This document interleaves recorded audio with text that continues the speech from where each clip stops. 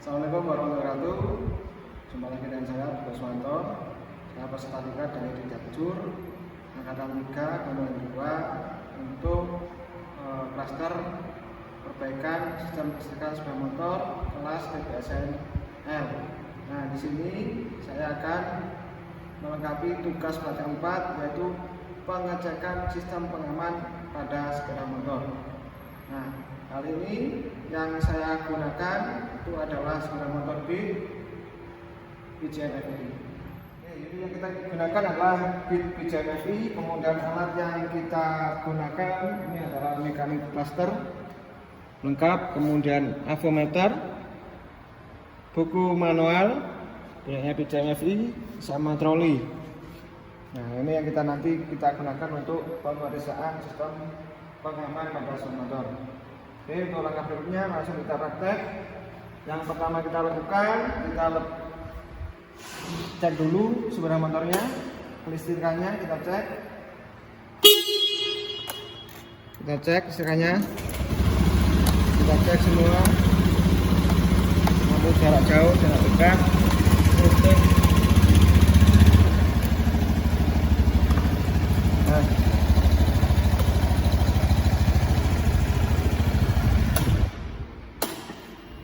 kita cek engine nyala kemudian mati.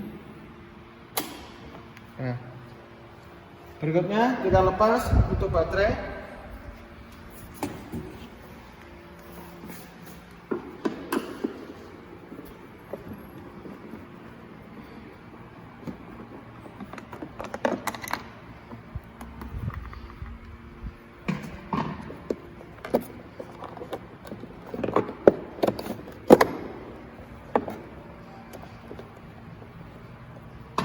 Nah, di sini ini adalah sistem pengaman pada sepeda motor BIT. Di sini ada fuse yang retanannya di sini pakai 25, 10 sama 5 ampere ya. Nah, kegunaan masing-masing fuse atau sekring itu ada di tutup baterai. Nah, di sini yang main fuse utama 25, kemudian ECU 5 ampere, backup 5 ampere, ignition, pump dan lain sebagainya itu 10 ampere, kemudian lampu depan sama tail light itu adalah 10 ampere. Jadi di sini sudah dibedakan mana yang fuse untuk yang utama, mana yang untuk lampu sama tail light, lampu kota dan sebagainya sudah dipisah-pisah. Ya, setelah kita melakukan pembongkaran tutup baterai, yang kita lakukan pengecekan tegangan baterai pakai DC volt. Kita cek di situ tegangan baterainya. Nah, tegangan baterai di sini 12,67, masih di atas standar, yang standarnya adalah 12,4. Setelah kita melakukan pengecekan tegangan baterai, berikutnya kita ngecek tegangan yang masuk ke fuse.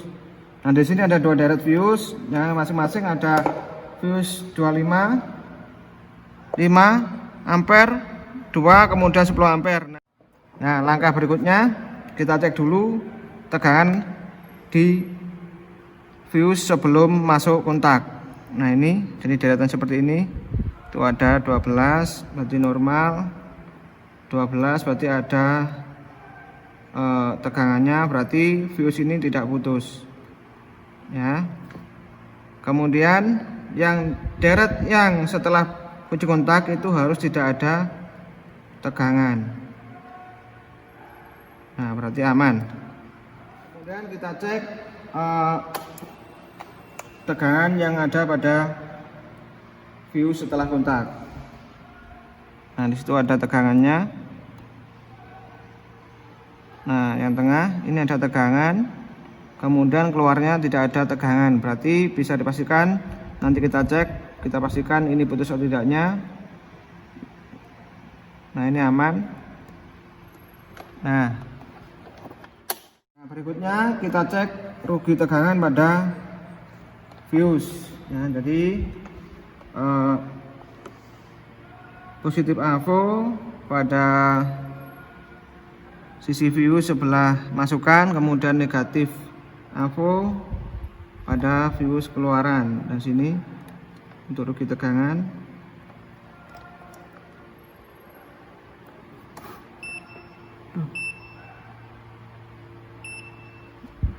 Nah, di situ rugi tegangannya itu adalah 0,003 volt. Berarti masih di ambang batas, yang batas maksimalnya rugi tegangan itu adalah 0,5 volt. Tadi di antara keenam fuse tadi itu ada salah satu yang tidak ada tegangannya. Kunci kontak off, kita lepas fuse-nya ini yang tengah tadi. Ya, kita cek secara visual. Nah, bisa dipastikan di sini fuse meskipun secara visual tidak kelihatan putus, coba kita cek untuk hambatannya. Kita pakai ohmmeter, kemudian kita cek untuk sisi-sisi fuse. Nah, di situ hambatannya sangat besar, berarti bisa dipastikan ini fuse putus. Kita lakukan penggantian.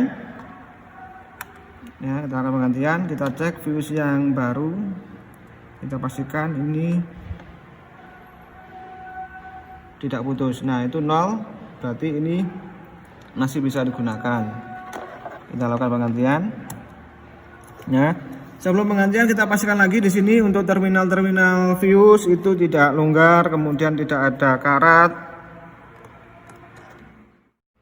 Oke, berikutnya selain fuse sebagai sistem pengaman untuk kendaraan beat ini ada dua lagi sistem pengamannya, yaitu switch rem untuk sistem pengaman starter dan juga C-stand select samping untuk pengamannya starter juga. Untuk sistem pengapiannya dimatikan pada saat switch stand itu dilepas. Nah, cara pengecekannya untuk switch rem kita on-kan, kemudian kita tekan tombol starter. Apabila sepeda motor tidak nyala, berarti untuk switch itu normal. Coba kita cek sebelah kiri dulu. Nah, kemudian kita ganti yang sebelah kanan. Nah, nyala sepeda motor. Nah, untuk pengecekan sistem jaga samping, pada saat sepeda motor nyala seperti ini, sistem kita turunkan, maka sepeda motor akan mati. Berarti sistem pengaman, switch rem maupun sistem switch stand itu masih keadaan normal. Setelah kita praktek untuk pengecekan sistem pengaman, kita kembalikan lagi untuk unit ke posisi semula. Kita pasang untuk baterai, kemudian avometer kita rapikan, kemudian mekanik cluster kita rapikan, kondisi samping kanan kiri unit maupun tempat praktek bersih.